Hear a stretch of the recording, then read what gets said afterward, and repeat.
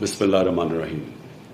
میرے پاکستانیوں، کل 11 بجے میں لبرٹی چوک سے اپنی حقیقی آزادی کی تحریک کا آغاز کر رہا ہوں. میں چاہتا ہوں آپ سب اس میں شامل ہوں.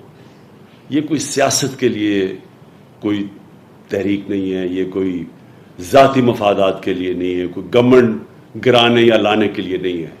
یہ ملک کو حقیقی طور پہ آزاد کرنے کے لیے.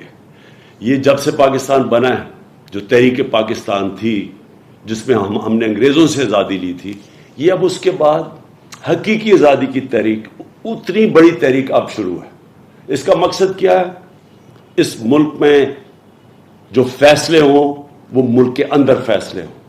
کوئی بیرون ملک کے پتلے ہمارے ملک کے فیصلے نہ کریں.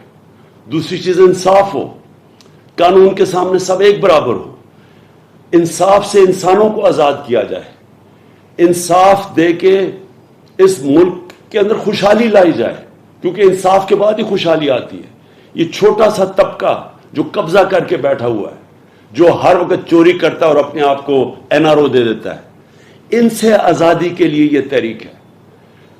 انشاءاللہ ہم کل نکلیں گے صبح 11 بجے اور یہ تحریک چلے گی. یہ تب تک نہیں رکے گی جب تک ہم اس ملک کو حقیقی طور پہ آزاد نہیں کرتے. اور وہ تب ہوگا جب ایک عوام فیصلہ کرے گی صاف اور شفاف الیکشن سے کہ کس کو اس ملک کی قیادت کرنی چاہیے.